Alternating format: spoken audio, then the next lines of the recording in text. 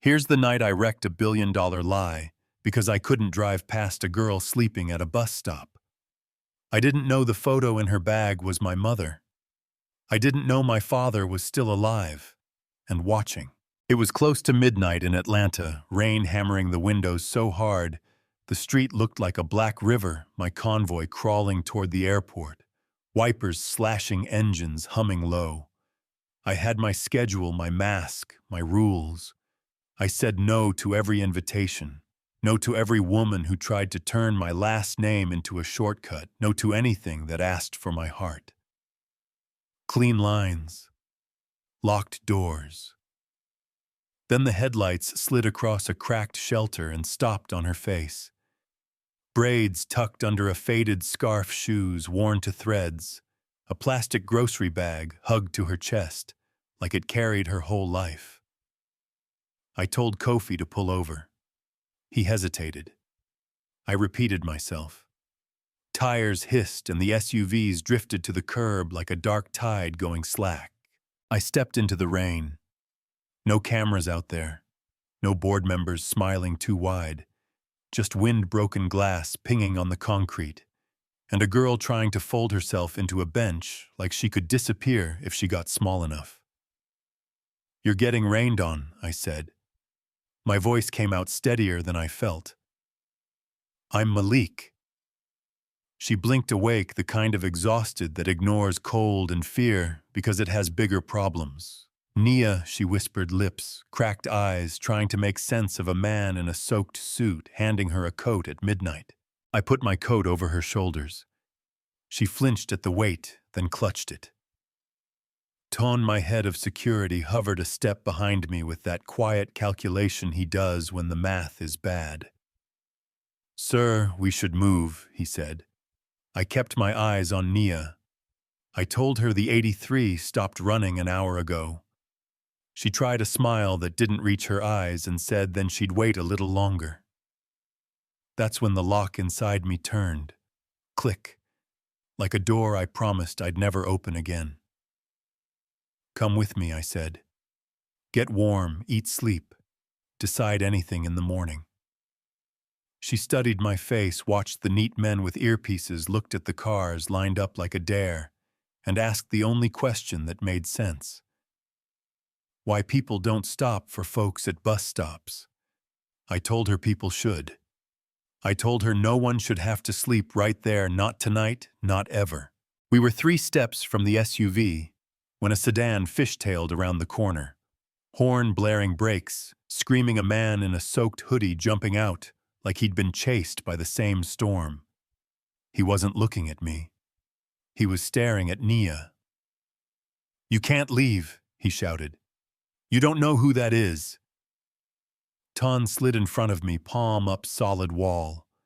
The man kept talking anyway, voice cracking. "That's Malik Carter. People disappear in those cars." Nia's grip tightened on my hand. Then he said it.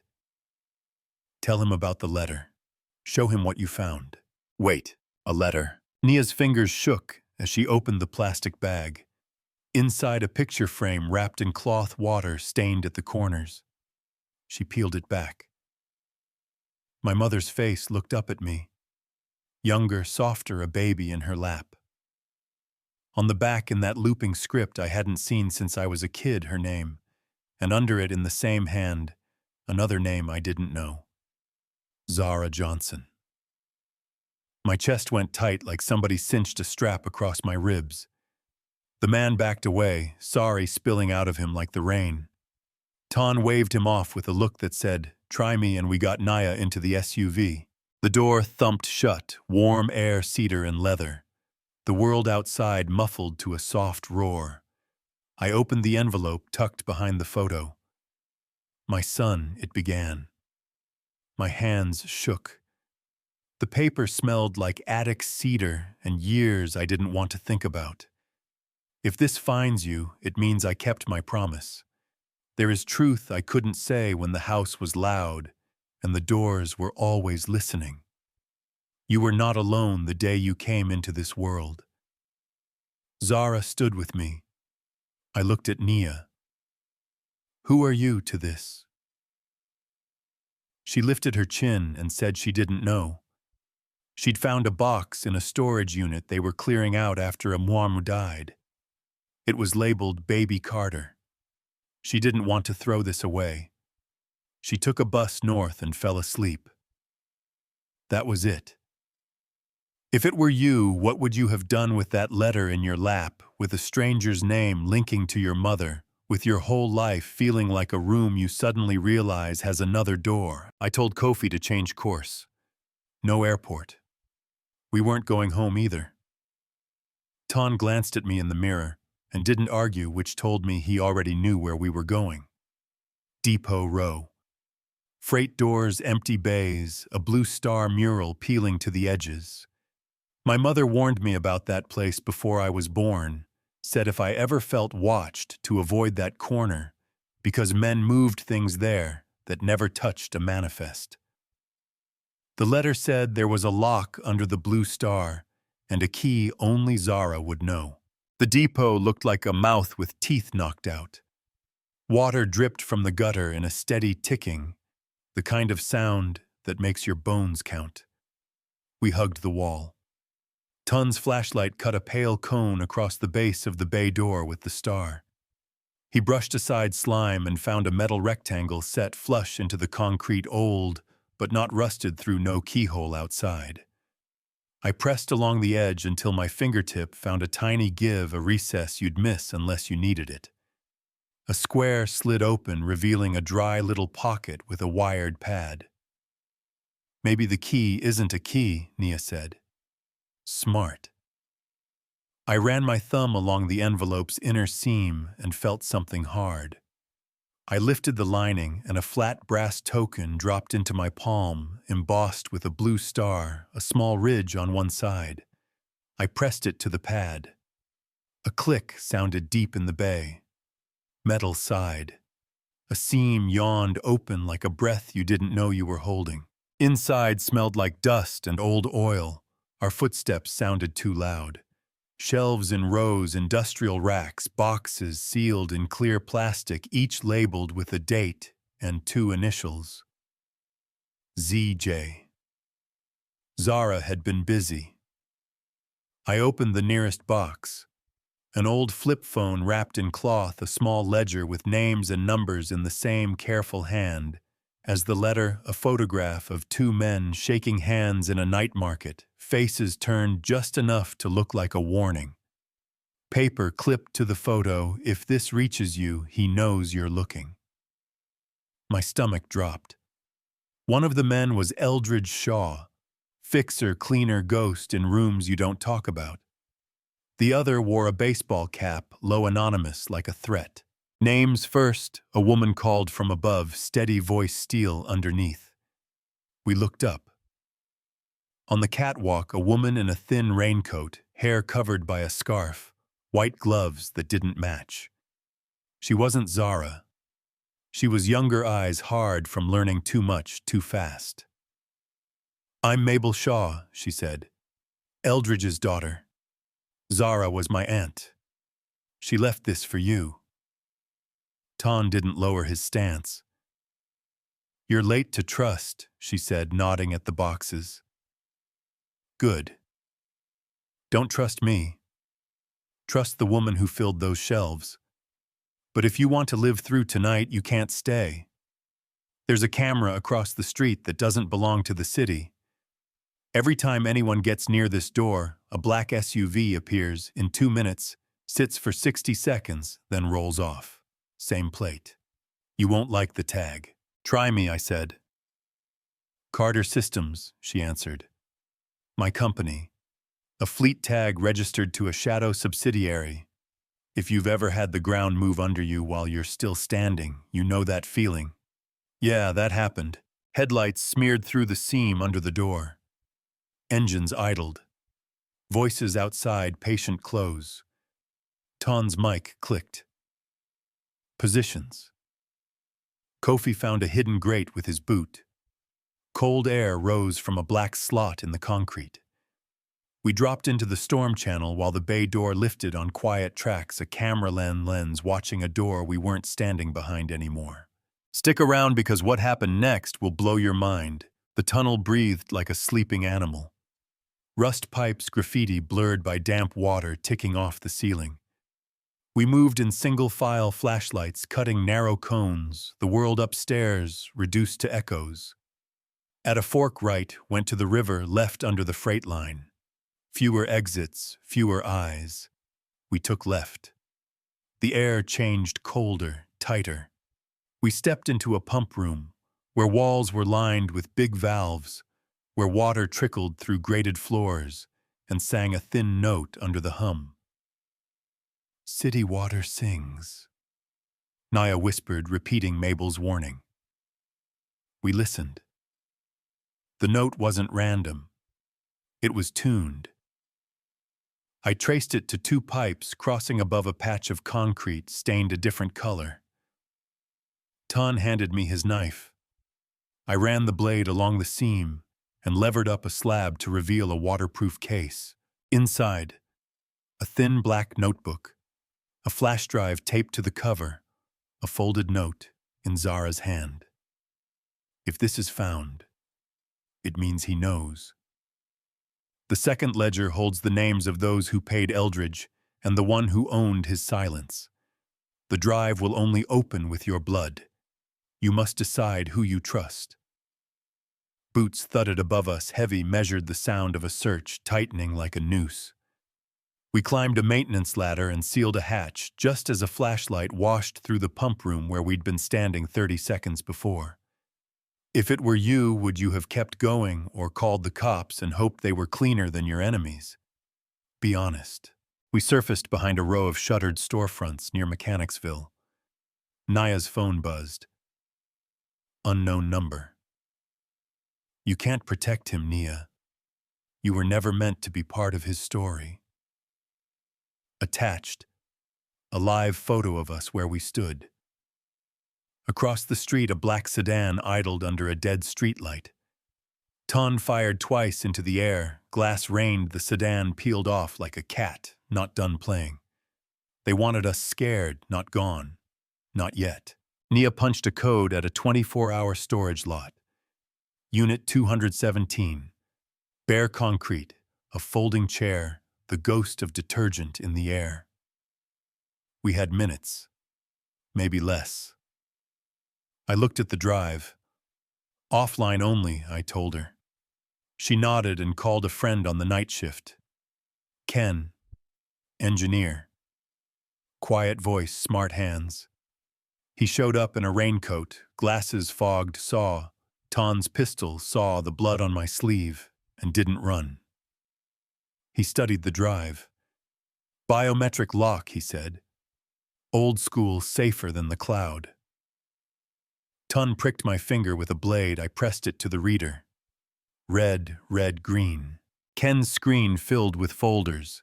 CS Foundation private accounts, EJ Ledger.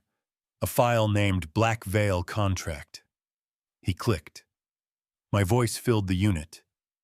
This is Malik Carter approving the reallocation of $1.2 billion to Project Veil under subsidiary authorization. Confirm by dawn. The floor tilted.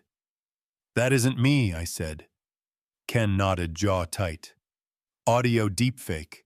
Professional. They cloned you. The screen flickered. A new line appeared on its own. We told you never to fall in love. Now she'll pay the price. The lights died. Engines roared outside. The door shook. They hit us hard. Ton moved like a metronome. Cover flank pull. One of the men grabbed for the drive. Nia swung a metal rod into his knee, and he screamed through his teeth, surprised anyone in that room could hurt him. Ken went down with a bullet through the shoulder, and I dragged him behind a shelf while my hands got slick with his blood. We slipped out an emergency exit to a dead chapel 3 blocks away, stained glass, fractured pews, dusty air thick with old prayers and new fear. Ton checked the perimeter and gave us a minute to breathe. That's when a shadow moved by the side door, and a woman stepped in with her hands up. "Mabel, they're triangulating you," she said. "Not through the network, through the blood code sequence. The lock on that drive pings a tracer every time it wakes. You have minutes wherever you land." Ton leveled his gun. She didn't flinch. "I'm not your enemy. Your mother saved me once. Zara saved these ledgers. And Naya..." She turned to the girl wrapped in my coat. "Nia is proof they didn't finish the job." Nia frowned. Proof of what Mabel's voice went soft. "Zara wasn't just your guardian. She was your mother. She vanished to protect you after she found out who funded the project." Nia sank back against a pew like the wood had hands. "No, she would have told me." "She couldn't," Mabel said. "Because the man funding Project Veil," she looked at me, "was your father's partner." Twist. "My father is dead," I said. "He didn't die," she said back steady. "He went underground. He built a shadow branch inside your empire and put your name on the door. He's hunting you." The chapel doors boomed. Flashbangs rolled in. We dropped through a rusted hatch beneath the altar and slid into a narrow tunnel that smelled like wet concrete and second chances. The escape wasn't pretty. A cavernous pump chamber. A service elevator hanging by one cable. Ken hot-wired with shaking hands. Bullets sparked steel. The chains screamed and snapped. Ton fired a grappling hook into a crossbeam. Yes, he carries one. And the line jerked us from a straight drop into a bad ending. We climbed a maintenance ladder, palms burning Naya's shoes, slipping on rungs slick with rust and rain. "I've got you," I told her. "Don't let go," she said. "Never," I said back and meant it. We came up in a water treatment yard on the city's edge. Dawn broke like a bruise turning to light. I looked at the skyline. Carter Tower cut the morning like a blade. That's where he'd be. On a sealed floor only a code could reach. My floor. My name. I go alone. I told Ton and Mabel. No signals. No calls. If I fail... I turned to Nia, pressed the drive into my coat, then changed my mind and put it back in hers. If I fail, you release everything. Not to lawyers, to the world. Burn it down. She swallowed, hard eyes steady. If they come for me, they will, I said. But you won't be alone. Do you think that's fair? To ask someone who never asked for a war to carry your last card? Or is that exactly how courage works, one person, handing another the truth, because their hands are steadier? The private elevator hummed like a secret. The doors opened to glass and sky, and a man standing with his back to me, hands clasped, the city laid out below like a map of all my mistakes. He turned. Same jaw, same eyes. My blood. "Son," he said. "Father," I answered. The word felt like gravel in my mouth. He smiled the way power smiles when it thinks it won. I told him he built an empire on blood and lies, and murdered my mother to keep it hidden. He shrugged like I was boring him. "Your mother was a complication," he said.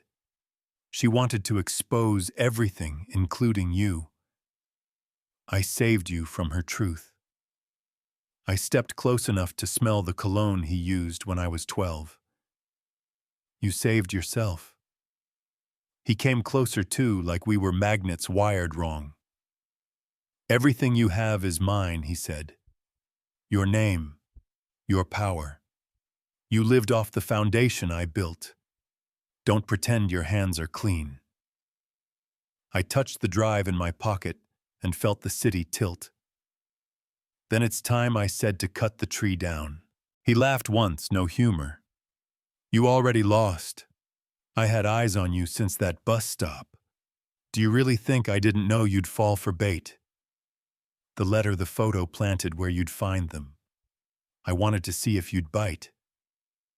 You did. You used her. My voice went quiet. He didn't blink. I used everyone. It's what men like us do. That's when I knew the distance between us wasn't blood. It was a choice. I crossed to the network core, a glass panel glowing like a heartbeat. I slammed the drive home. Don't, he snapped, stepping forward. I pressed enter. Alarms howled. Screens flared. Ledgers, accounts, shell companies, audio files, faces, signatures. The deepfake orders stamped with my stolen voice. All of it poured into live feeds. Across the city, digital billboards flipped to documents. News crawlers lit up phones, chimed in pockets. Carter systems leak. Project Veil exposed. The truth ran naked across the skyline and didn't flinch. He stumbled, fury streaked with something that looked a lot like pride, which is its own kind of sickness. You are my son, he said, voice thin. Only a Carter would call this justice while he burns his own name. He pulled a gun. I didn't move. Go ahead, I said, if that's how you need your story to end. He hesitated. The weight of a watching world pressed down through the glass. The barrel lowered. Then he took one step back into the jagged gap, and the city took him. Silence can be loud. He fell so long I had time to count, then I stopped. By noon, the tower swarmed with investigators. Our stock bled out on screens, the pundits had their knives out, and their halos polished. People who never met my mother talked about my soul. That's the tax. When you make a private choice in public, everyone sends you a bill. Do you think that's fair? I found Naya in a quiet park where the lake catches the sun like it wants to keep it. Ton sat beside her, still present. Mabel leaned against a tree, eyes clear, grief and relief braided tight. Ken would live. He saved our proof and paid for it in blood. Nia looked up at me. Tears, yes, but not the kind that break you down. The kind that tell the truth without asking permission.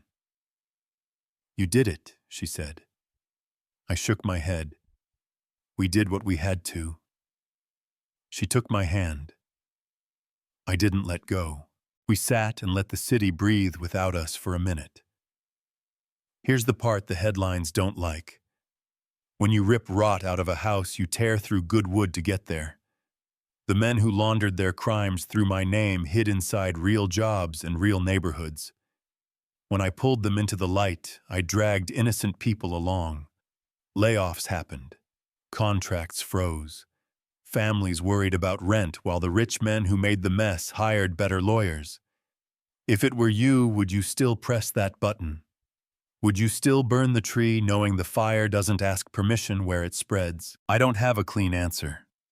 I have my mother's voice telling me truth is a debt you pay whether you like it or not. I have Zara's handwriting, the blue star etched into brass, a girl who didn't sell a picture that wasn't hers, a woman who chose a bus bench over stealing what didn't belong to her. I have Ton's steady hands, and Mabel's white gloves, and Ken's quiet courage, and a father who fell because the world finally saw him for what he was.